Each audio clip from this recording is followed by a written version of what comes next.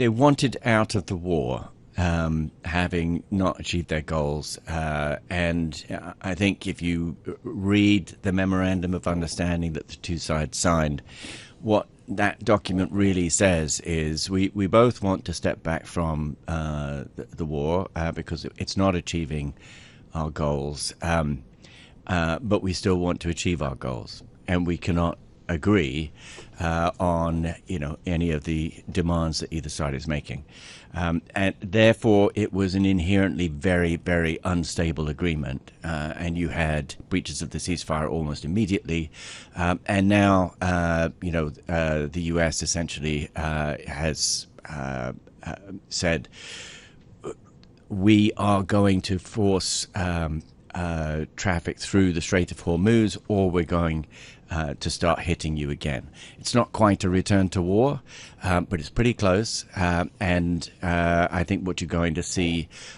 is a very unstable time that is as close to war. It becomes very difficult to sort of define the difference between war and not war. Yeah. I think the column that you wrote just recently about this was just fascinating, that the ceasefire was kind of built to fail, that it's all really about the posturing of each side, and that, what they say may not bear much relation to reality in some senses. I wonder what your take is now on Iran in this kind of perma-crisis state that we're in. As this funeral is expected to take place of the former supreme leader, what is Iran's position in all of this, and what it's trying to show, and again the underlying reality? Yeah, so the Iranians are, they're ending a 6-week funeral ceremony, funeral ceremony for the former supreme leader Ali Khamenei today in Mashhad, his hometown, and that's where he'll be laid to rest. They've made this into a massive show, and the idea was to demonstrate. They said they wanted 20 million people to show up, or they expected 20 million people to show up. Who knows how many actually showed up along the way, but it was a long process. Yes. And it was designed to show that this man had support. The revolution, the Islamic Republic still has support. A show of defiance, if you like.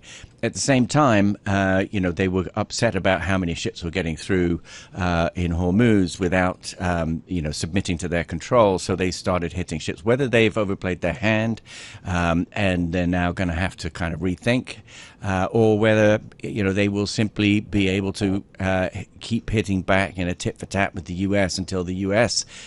Decides again that they're more focused on the price of oil, the upcoming midterm elections, and so on.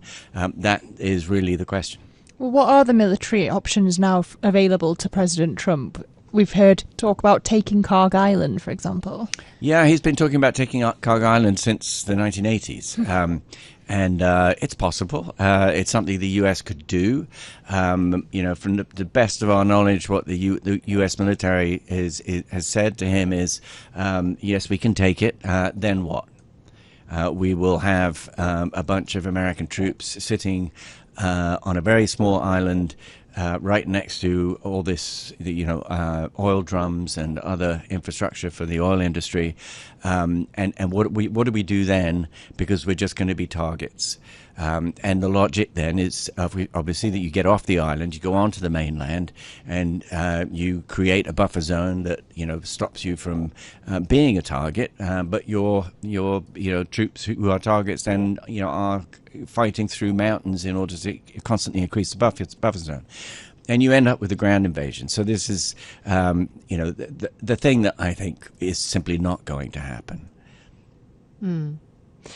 In terms of your takeaway from the NATO summit that we covered live here and spoke to lots of officials, including the sort of NATO military leader yesterday, we spoke to political leaders. What is your main takeaway from that? Because there was so much anxiety about President Trump being there in person, and he was highly critical of a number of European NATO countries. And there had been this talk again of a coalition of the willing to try to deal with the Strait of Hormuz. And yet there's massive pressure also on increased defence spending. What do you think, if anything, changed out of the NATO summit for those NATO allies in Europe? I think they'll think, okay, we survived. The real fear with Donald Trump, they know, Donald Trump simply does not like NATO. Again, he's been talking about this for decades. He does not like NATO. He thinks it's the U.S. doesn't need it. The U.S. is the strongest military power in the world, and it does not need these allies who are much weaker. He despises, as he made clear again, weak people, weak countries. He also doesn't like the EU. In a way, for the same reason that President Putin doesn't like the EU, when small countries agglomerate, they become stronger. They have more bargaining power. Which, why would you want that if you are in Washington, if you are in Putin? This is, the way that Trump thinks about it. For them, I think, just going through all this sort of flattery, obsequience and so on to survive, keep the NATO structure together until Donald Trump passes. That's the goal. And they're still not certain they can do it. And every time that they have something that Trump says, the problem with NATO is that you're not spending enough, and then they agree to spend enough, and they want to show him how much they spent and that they think that will be fine, he just moves on, because the fundamental problem is that he doesn't like NATO. And everyone gifted an engraved revolver from Erdogan as well as a go-home present. Just finally, I want to talk about the Zelensky-Trump meeting because, with all of Iran dominating this summit, there's a risk we forget what Zelensky actually got out of this in terms of going forward for Ukraine. Yeah, again, the main thing I think that Zelensky will have got out of this is Trump not suddenly saying, you need to end the war on Russia's terms. He didn't do that. He's done that before, and that's the real fear for Zelensky. And then, the other thing that he offered was to build Patriot missiles, to license the Ukrainians to build Patriot missiles in Ukraine. That, if it could happen tomorrow, would be a game changer. It's not going to happen tomorrow. It's just too complicated to do. It'll take some time. So, yeah. The Ukrainians are amazing at how fast they do things, but we'll have to see.